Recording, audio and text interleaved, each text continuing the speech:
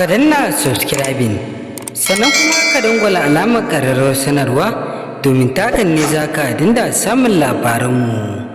Mun gode da ziyartar wannan channel ɗin tamu mai albarka ko da yaushe.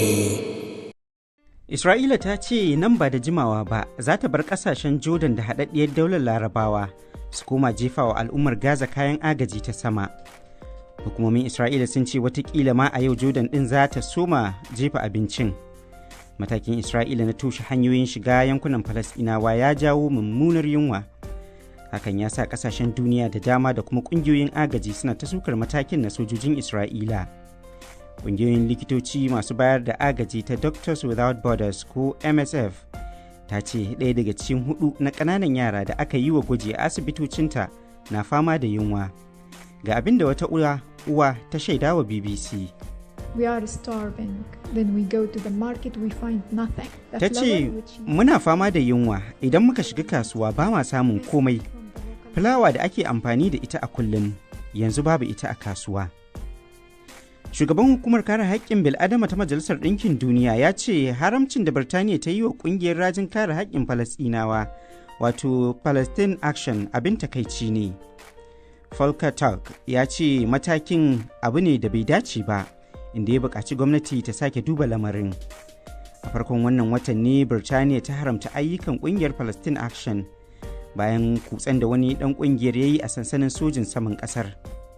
Shiga ƙungiyar na iya janyo wa mutum ɗaurin shekara 14 a kurkuku. To labaran da yana zuwa muku ne daga nan sashen Hausa na BBC.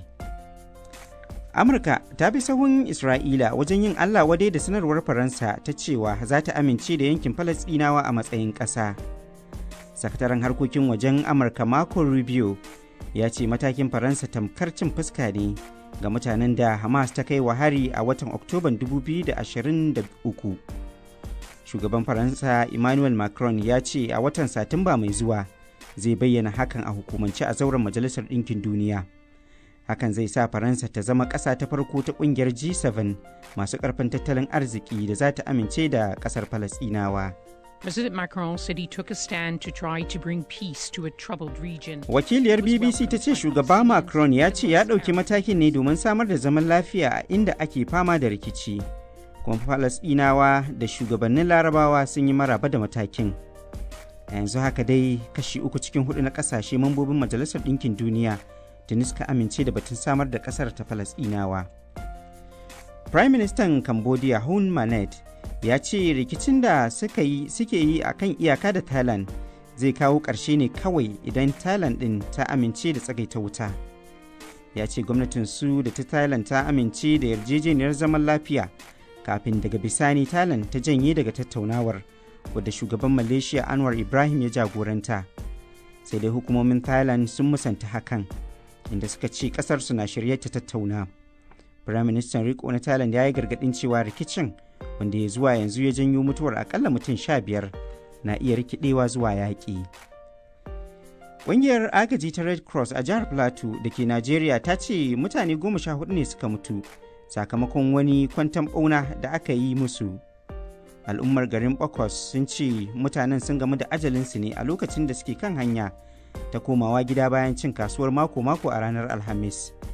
Sai dai waɗansu matasa sun mayar da martani ta hanyar kashe wasu makiyaya 2. Yankin Bokos mai arzikin noman dankalin Turawa ya daɗe da zama wani yanki da ke fama da ji a farkon shirin. Hukumomi a Isra'ila sun ce nan gaba kaɗan za su bar ƙasashen Jordan da haɗaɗɗiyar daular Larabawa su koma aikin jefa kayan tallafi ta sama a Gaza. Jami'an Isra'ila sun ce Jordan a shirye take ta fara jefa kasan farko na kayan tallafin mai yiwuwa ma nan gaba a yau. Kasashe da kungiyoyin agaji da dama ne suka ce toshe yankin na al'ummar Falasɗinawa ya haddasa aukawar ɗimbin jama'a cikin annobar yunwa. Ga ƙarin bayani a rahoton Muktar Adamu Bawa. Matsalolin ayyukan jin kai na rada kamari cikin sauri a Gaza. Kashi 1 cikin 4 na duk yaran da aka duba lafiyarsa a asibitoci Medecins Sans Frontières da ke Gaza a makon jiya sun kamu da ciwon yunwa, in ji kungiyar bada agajin ta likitoci. Ta kuma zargi Isra'ila da amfani da yunwa a matsayin makamin yaƙi. Ma'aikatar lafiya a Gaza ta ce ƙarin mutum 9 ne suka mutu saboda yunwa a cikin sa 24 da ta wuce. Sanarwar ma'aikatar ta ce mutum 122 suka mutu sakamakon yunwa tun bayan barkewar yakin. A cikinsu kuma 83 ƙananan yara ne. Ta ce a cikin wannan wata kawai aƙalla mutum 48 sun mutu, cikinsu har da ƙananan yara 20 dalilin cutuka masu alaƙa da ƙarancin abinci. Adadin ya nuna ƙari akan ƙananan yara 10 da suka mutu cikin wata 5 a baya. Majalisar Ɗinkin Duniya ta ce ƙananan yara fiye da miliyan 1 ne ke cikin tsananin tasku saboda ƙamarin ciwon yunwa da rashin abinci. Wannan na zuwa ne daidai lokacin da aka shiga halin rashin tabbas game da makomar tattaunawar tsagaita wuta a Gaza, bayan Amurka da Isra'ila sun janye jami'ansu daga teburin tattaunawar da ake yi a Qatar. Wani babban jami'in Hamas ya faɗa wa BBC cewa tattaunawar dai bata karye ba. Ana sa rai jami'an Isra'ila za su koma kan teburi cikin makon gobe a birnin Doha. Haka zalika Hamas ta bayyana mamaki akan kalaman jakadan Amurka a gabas ta tsakiya, ina ta bayyana su da cewa ba alheri bane ga matsayin kungiyar. A daidai lokacin da Hamas ta ce masu shiga tsakani sun yi maraba da yadda kungiyar ta tinkari lamarin a hankalce kuma cike da alheri, abin da ke buɗe kofa ga cin mota bakan da miyar yarjejeniya. Steve Witkoff dai ya zargi kungiyar mai gwagwarmaya da makamai kan rashin fitar da matsayi guda da kuma rashin shiga tattaunawar da zuciya ɗaya. Rahoton Muktar Adamu Bawa. To daga Isra'ila za mu je Najeriya. Rahotanni daga jihar Filato da ke tsakiyar Najeriya sun tabbatar da mutuwar mutane 14 sakamakon wani hari da 'yan bindiga suka kai karamar hukumar Bokos. Lamarin da ya haifar da zaman ɗarɗar a yankin, a yayin da kuma a waje ɗaya aka kashe wani ɗan sandan kwantar da tarzoma a wani hari na daban da ya faru a ranar Alhamis. Ga Ahmad Kabo Idris da ci gaban rahoton. Rahotanni sun ce mafi yawan waɗanda lamarin ya ritsa da su 'yan ƙauyen Cirang ne, inda aka yi musu kwanton ɓauna da misalin ƙarfe 4 na yamma akan hanyarsa ta komawa ƙauyen Mango da ke kasuwar Bokos. A cewar rahoton an kuma jikkata wasu mutum 3 a harin. Barista John Aplus Mason shi ne sakatare na ƙungiyar Ron Kulle da ke Jos. Ya ɗora alhakin kisan kacokan akan makiyaya wanda akasarinsu 'yan ƙabilar Fulani ne. Fulani ba sokana ba wani damuwa. Sun tashi haka kawai sun je sun tare mutane sun kashe su don jin daɗin su kawai, ba wai an sokane su bane, ba wai an taɓa shanun su bane, ba komi bane. Su dai kawai suna jin daɗin sa mutanen Bokos da mutanen Plateau State a cikin tsoro kowane lokaci. Baka gani zargi ake har sun fara maganar cewa daga bangaren su su kansu sun yi Allah wadai da wannan al'amari ba mutanen su bane, suna kira da bincike. To ai wannan karyan sun nawa ne za dinga yi. Kwanakin baya da aka yi irin su attacks din nan, ba mutanen su sun fita sun ce don abin da ake musu bane. Sai dai makiyayan sun musanta zargin kai hare-haren. Sale Yusuf Adam shine shugaban kungiyar Fulani ta Gan Allah da ke karamar hukumar Bokos. Ya ce san ba mutanensu ba ne, hasali ma an kashe mutum guda da bai ji ba bai gani ba. Jiya bayan karfe kusan 3 na yamma wasu da ba a san su waye ba suka tare matafiya da suka fito kasuwan Bokos mutanen Ron, suka kashe mutane 14. Kuma har ga Allah mu da muka ji wannan labarin mu yi bakin ciki da abin da ya faru.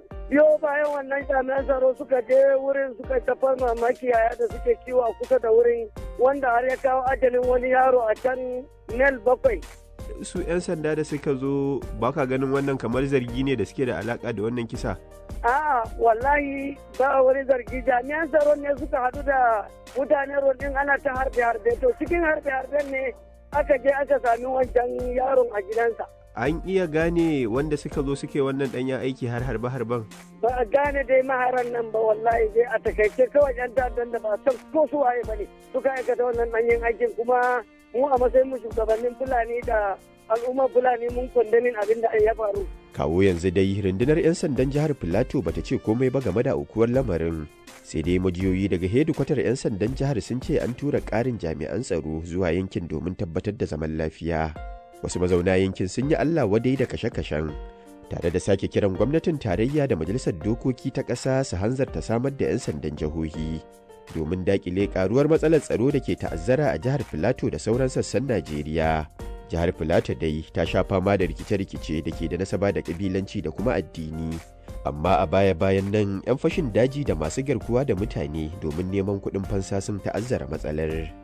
Ahmad Kabo Idris, sashen Hausa na BBC a Abuja, Najeriya. To har ila yau muna Najeriya, hukumomin kasar sun ce sun fara kokarin mayar da wasu 'yan Najeriya waɗanda suka makale suke gararan ba a jamhuriyar Afirka ta tsakiya zuwa gida. Wannan mataki na zuwa ne bayan wani bidiyo a shafukan sada zumunta ya nuna yadda aka yi watsi da 'yan Najeriya cikin mawuyacin hali. Zaharaddin Lawan ya haɗa mana rahoto.